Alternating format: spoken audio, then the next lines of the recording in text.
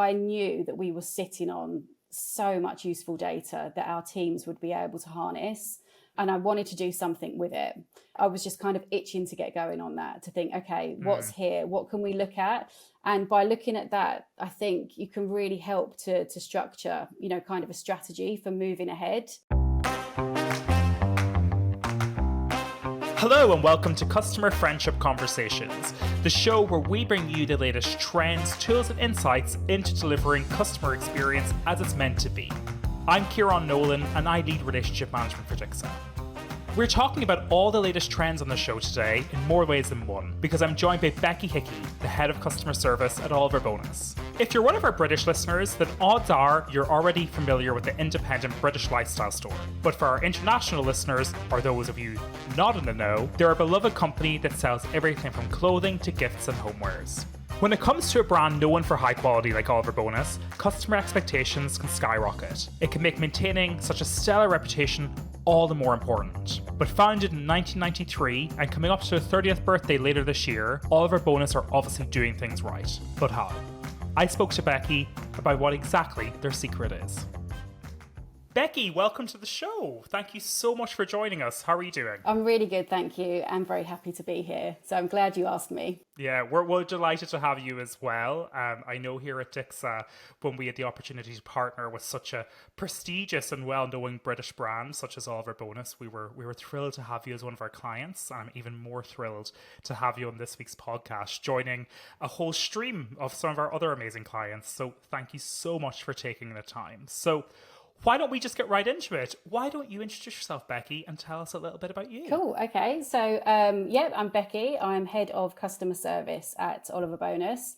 I've worked for the brand now for just over coming up 5 years. So, it's kind of been a nice journey, starting off in the same team, which is always good because I think, you find your foundation straight away and then start working out, what needs to be done amongst the team. Made my way up, started back after kind of having time out from having kids.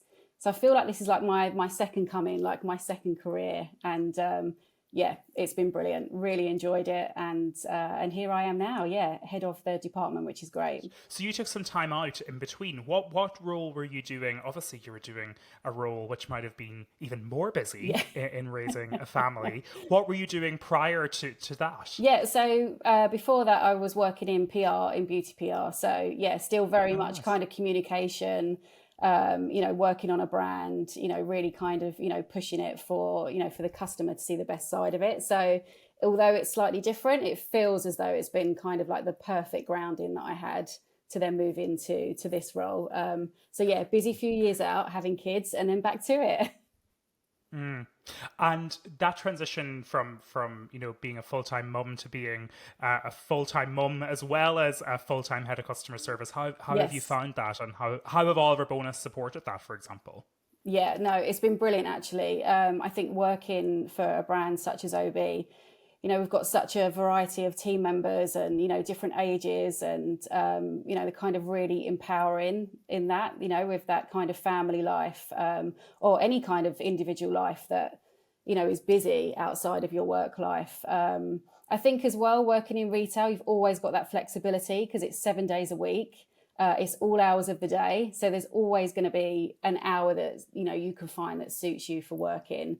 That's been great actually, especially when I first started with them.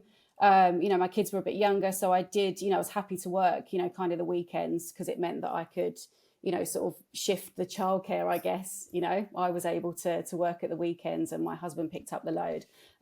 Once they got older, it just meant that, for me, there was even more flexibility in terms of hours. So it's been really smooth sailing, which is great. For me, I sit in a really lucky position in that I get to work and speak to leaders across our entire customer base, across Europe and across the world, actually, of really cool, innovative companies.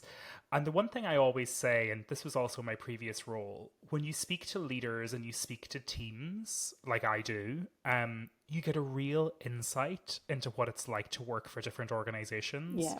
And the feeling I get every time I speak to people at Oliver Bonas, and, your executives, I know I've spoken to your manager in the Yeah. past and whatnot is just such a warm, welcoming feeling that really reflects the brand.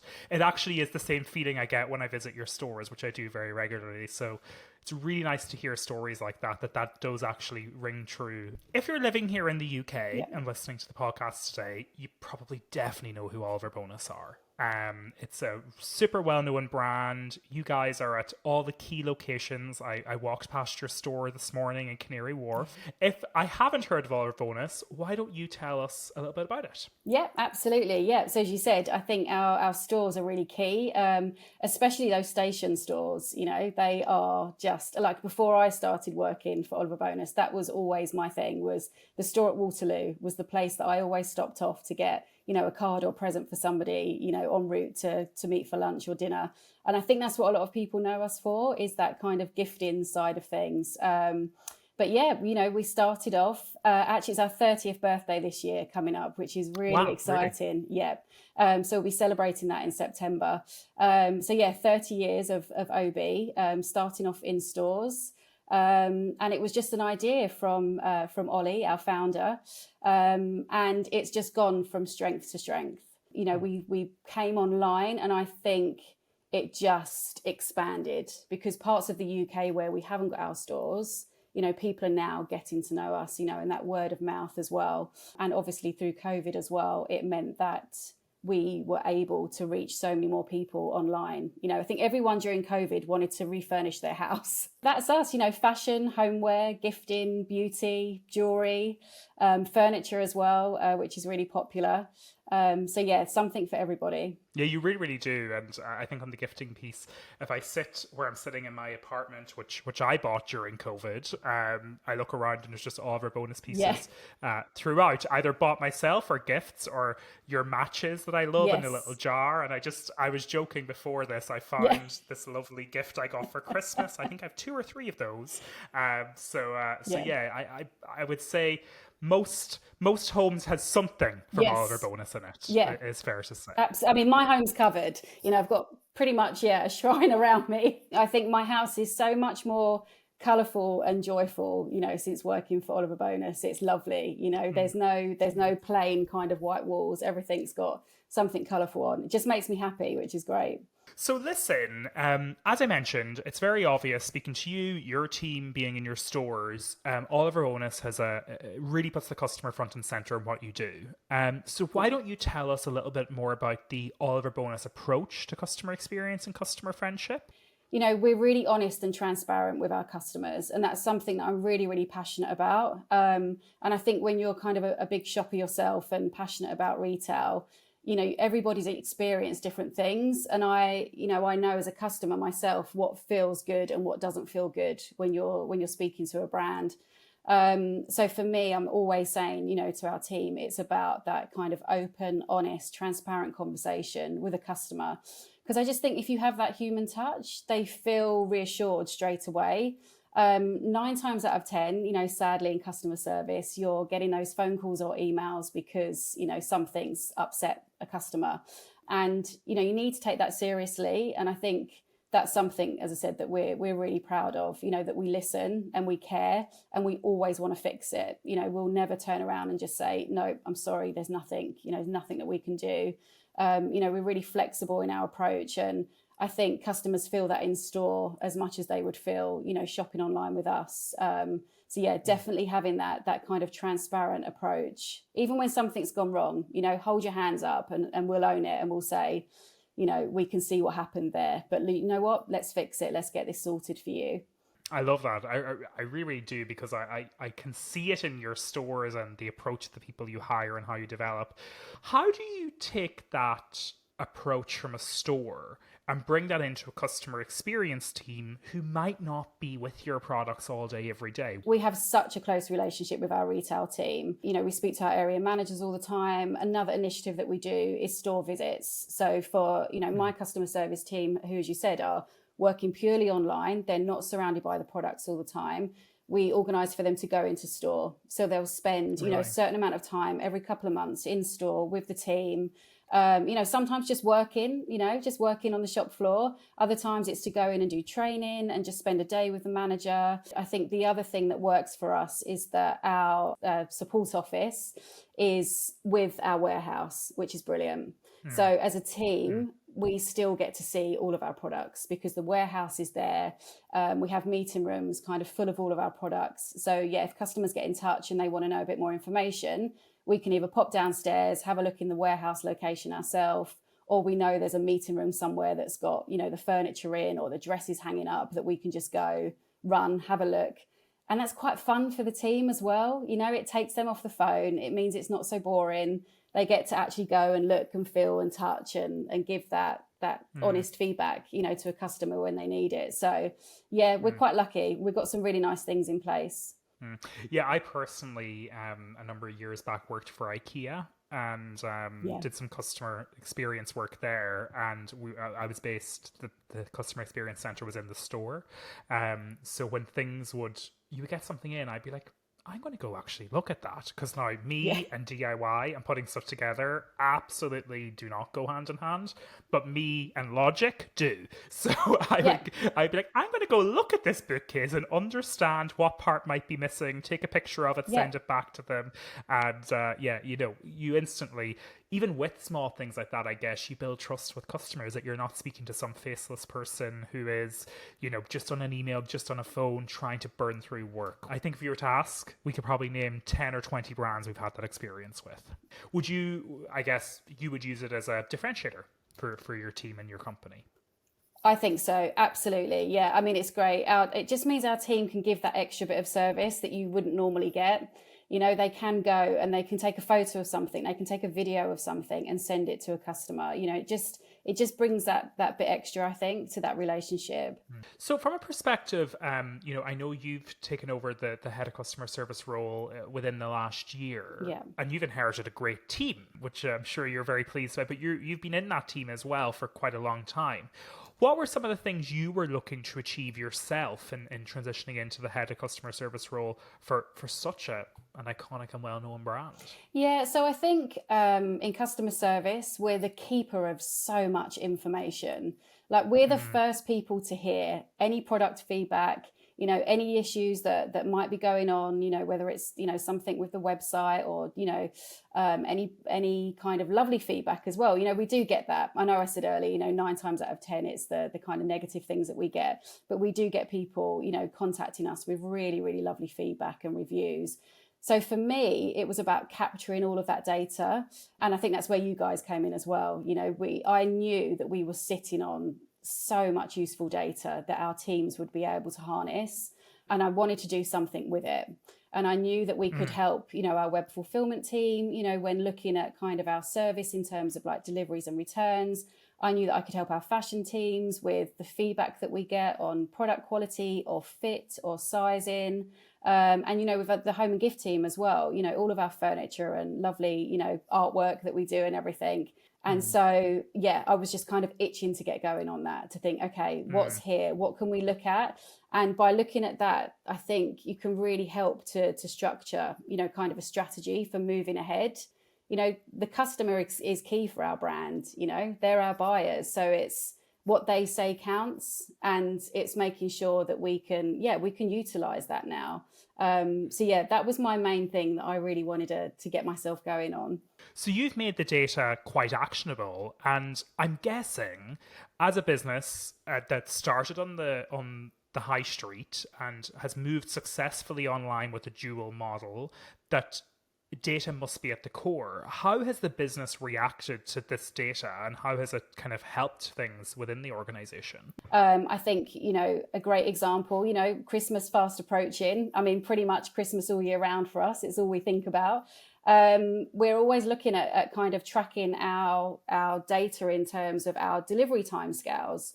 Orders get so much busier over Christmas, and we want to make sure that we can obviously fulfill, customers' expectations in terms of our delivery. So something like that is something that we would track all the time, in terms of our contact that we're receiving and how quickly customers are receiving our products.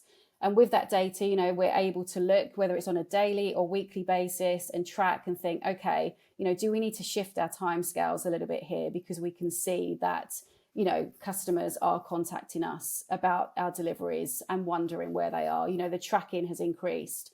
So that's kind of where positively we use it quite reactively and quickly, because we can think, okay, we need to stop here, take hold and see if we need to change anything. I guess as well, product wise, we do get customers absolutely raving about a certain dress or a certain pair of earrings, and it's sold out so quickly. And, we're getting hundreds and hundreds of contact a day, saying to us, when's it back in stock? We really want it. We love it. And that's such great feedback and data to be able to give to the teams, to say to them, look, everybody's asking for this. They're loving it. When will it be back in stock? Will it be coming back in stock? And even if it isn't, because sometimes, our fashion is just one run and that's it. So even if it isn't, there's always something new coming. So again, we can then give that reassurance back to the customer and say, look, we're really sorry. This has sold through. However, do you know what? Hang tight, because this is what's coming next and you're going to love it. So yeah, it's great. We're really reactive. We're really forward thinking. And people come to us a lot now. They want to know. They'll say, have you had any feedback about this? Tell us what you've got. How are we looking with this? Give us some more information.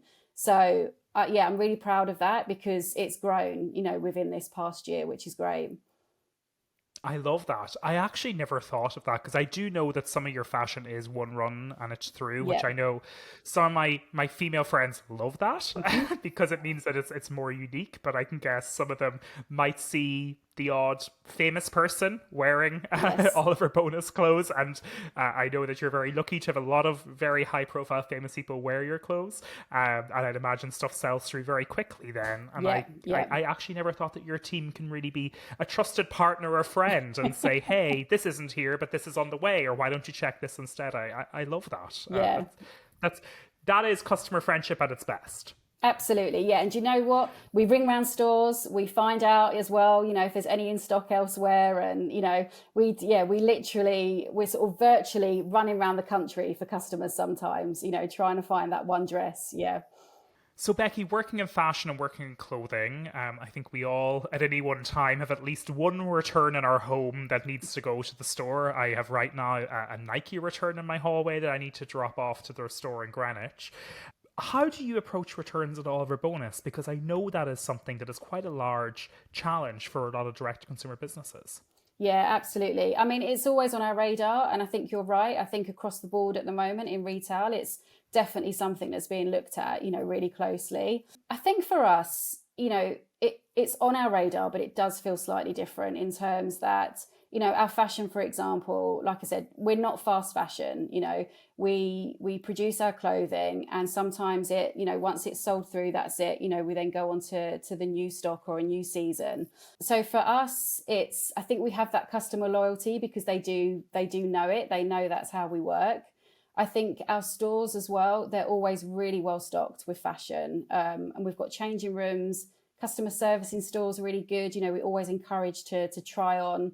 We have a fashion expert in every store who kind of knows about the fit of everything. So we try to educate, I think, the customer when they're buying, so that you are reducing your returns in that way. I think that's key, having as much information, whether it's in store or online, in terms of the fit, the sizing, the material, and having good photography, which, we do online. So all of that really helps, I think, with that return rate, to make sure that customers aren't having to order and look at it and think, do you know what? Wow, that looks completely different, And talking about data, earlier, we look at that as well. We look at our return reasons, and then if there is anything that we think, okay, returns are quite high on that product, they're all coming back with the same reason, again, we're pretty reactive with stuff like that to look, and whether that's adjusting the description we've got on the website or the kind of the fit, so that we can instantly kind of fix anything. But yeah, you're right. I think it's something that we're all keeping an eye on at the moment in retail. I love that approach and what you're saying around the fashion expert in every store, but also the information available online. It's like very much solving the problem before it becomes a problem. And I know from visiting your stores with some female friends and trying on stuff, I think actually I was in your St. Albans store recently where one of my friends had a really lovely experience there and got a lot of help, even on a very busy Saturday, and walked away very happy with something that they were confident in wearing, because I know that's obviously very important as well. So Becky, our listeners might be interested to know, how did Oliver Bonas come about partnering with Dixa?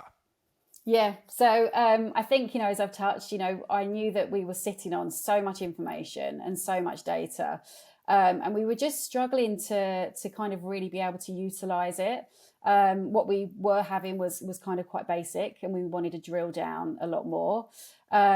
We also wanted something that could filter cues for us. We have so much contact. So we also support our stores as well, which is great, so our store teams can ring us at any time as well, if they've got any issues, or if they just want some reassurance, for a customer in store. And we wanted them to know that they could get through to us quickly. There's nothing worse than being in store and you've got a customer in front of you and you want to be able to help, but you just need a quick bit of advice.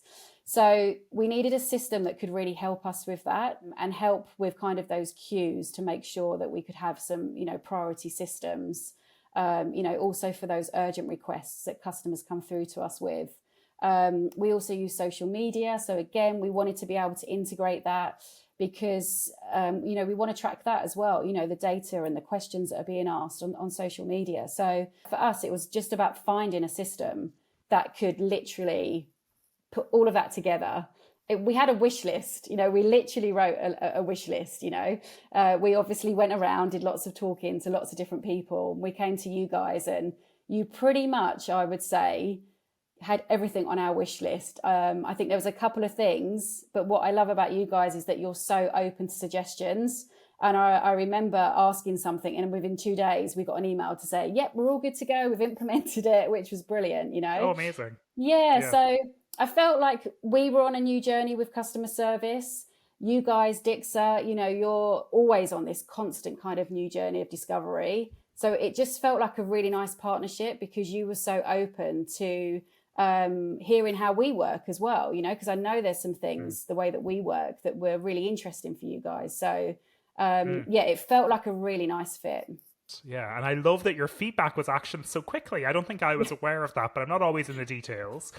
So yeah, if there's any listeners out there with feedback or any suggestions, just feel free to drop me a line on LinkedIn or my email. Always happy to hear from our customers, or indeed our people who are not customers yet. We'd love to speak to you about what you guys are doing too. And looking at customer service within Oliver Bonas or in the industry you're in, what would you say are some problems that are unique to your industry? So I think for us, it's the problems that you can't control, especially when you're an online business. You're always going to be shipping things out the door and you cannot control, sadly, as much as you want to, you can't control what happens next. So I think that's probably the hardest part, So for us, it's about always having, an alternative, or a way of fixing it, even if it's something that we have absolutely zero control over. So that's probably the hardest part is always kind of reacting or knowing what might come up, what issues might come up. I think for our team specifically, it's being kind of a product expert of so many different things, so fashion, furniture, home and gift, beauty, jewelry. There's so much knowledge that they have to take on board. 1 minute you're talking about a sequin dress and the next minute you're talking about a bookcase. It's that being able to divert as well, I think, between customer. We have a huge age range as well, which is so lovely. But again, everybody's different. You've got some people who want to talk to you on social media or live chat, and then we've got others who just want to pick up the phone. So I think they're the challenges, is just making sure that you're open to everybody. As a customer, I find it really frustrating when I can't speak to somebody. There's no phone number, there's no email address. And you feel like you're going round in a circle with a chatbot and that's it. So I think that is definitely something, is making sure that you are open to everybody in every way, as much as you can be. That's something I didn't think of when I think of your brand. you will meet people shopping in your stores who are kids, Yeah. teenagers, and those who are much later in life. That's actually a very, very good point. And I love that you have thought about that in your strategy, because you are catering to probably, from a store perspective, you're probably a store that caters to some of the widest age range, actually, because your products are so versatile, or some of the products are just so versatile. So love that. Yeah. Yeah. So, Becky, looking at the future, from working with you, I can see that you are somebody constantly with an eye on the future. What's next for customer service at Oliver Bonas? Yeah, well, I think really exciting. We've seen how efficient we can work, partnering with you guys. And I feel like that's going to be a really key partnership for us, because you're always bringing new innovation, new ways of working to us. Some things that we might not have thought about straight away. I mean, AI is obviously on everybody's kind of, wavelength at the moment. I think for us, we've got, a hybrid working team, which is brilliant. We've got team members around the country, team members in the office. So I think continually strengthening those relationships with our store team, to make sure that we are always, working as one as we expand and develop, because obviously, my team's getting bigger, the store teams are getting bigger. We've had some really lovely kind of relocations this year with some of our stores where they're actually getting bigger. So that means the store teams are expanding as well. So yeah, that for us is key. I think always looking at the customer journey as well. We want to make sure that we're ironing out everything, from the minute that a customer's online on our website all the way through to when they're kind of checking out and then beyond, and the same for in store. So I think it's a lot of kind of mirroring work. As you said, you've given some really lovely feedback about what you feel in store and when you speak to us online. And for us, it's just always making sure that mirroring is in place. Love it. And, the business is scaling. The business is also doing very well. You're doing very well, and your team is doing very well. What challenges do you foresee in maintaining that same level of service? Yeah, I think the challenge with that, I think, is customer expectation. I do feel that has changed quite a lot, in the past few years. Maybe since kind of the lockdown days when we were all at home and we wanted things quickly and done. And so, yeah, I do feel as though that is probably one of the biggest things, is just always making sure that you can meet that customer expectation. So that's, that just means we have to take stock all the time, and that's my job, to always look and to see, what's changing in the contact that we're getting, and just making sure that we've always got something, we've always got a fix, we've always got a solution, even when that customer expectation starts to change a little bit. And just, being open, I think, as a business about that as well, about what our customers want. So, Becky, we're in our quick fire round. So we've 3 questions for you. The first one is, what do you know now that you wish you'd known at the start of your customer experience journey?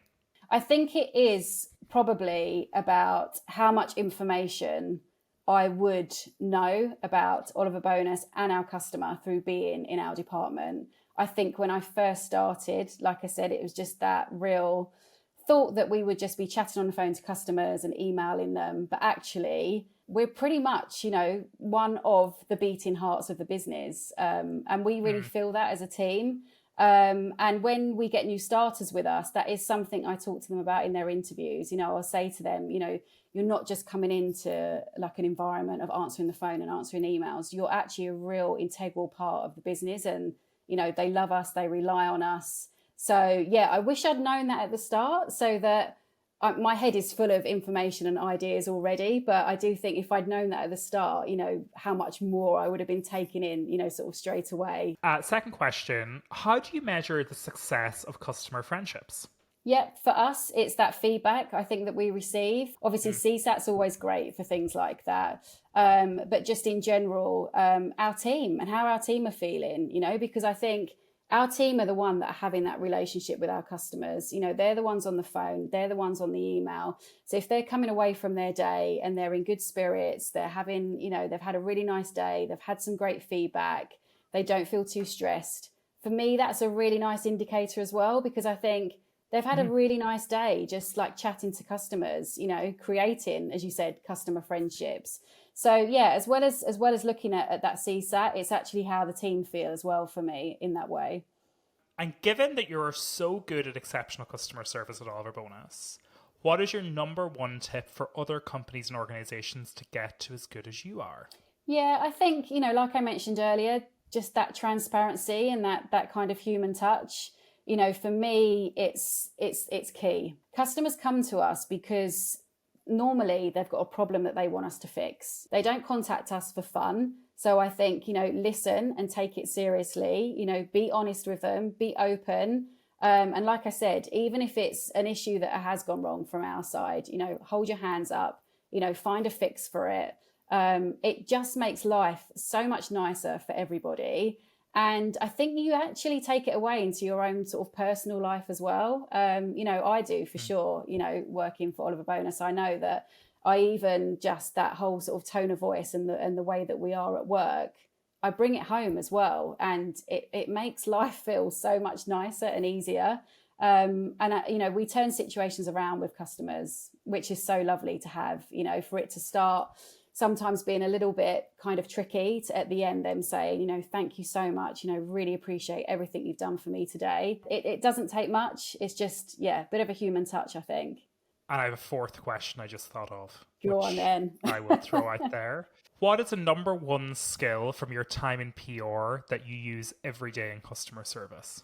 I think probably just my communication skills. I enjoy talking. I enjoy meeting new people. So that's probably it, you know, always being open to be curious, you know, talk to people, you know, find out a bit more about them, you know, don't judge, you know, don't be closed off, have those chats and just, yeah, get to know people a little bit more. So yeah, definitely I think my communication. Well, Becky, thank you so much for taking part in this week's podcast and for being a guest. You know, I thoroughly enjoyed our conversation. I love learning more about you, Oliver Bonas, your role, and I have to comment on your lovely background because I believe the vast majority of that is from Oliver Bonas. Is that fair to say? Pretty much everything, yeah. Including your t-shirt. Including the t-shirt, yeah.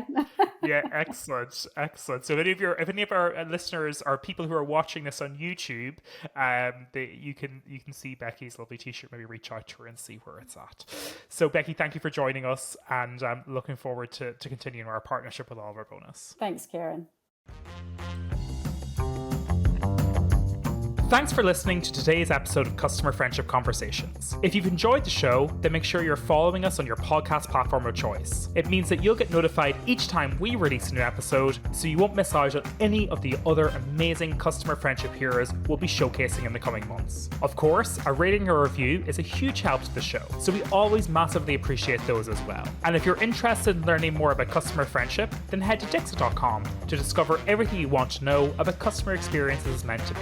I'm Kieran Nolan, and another huge thank you to Becky from Oliver Bonas for sharing her fabulous knowledge and insights with us today. Until next time.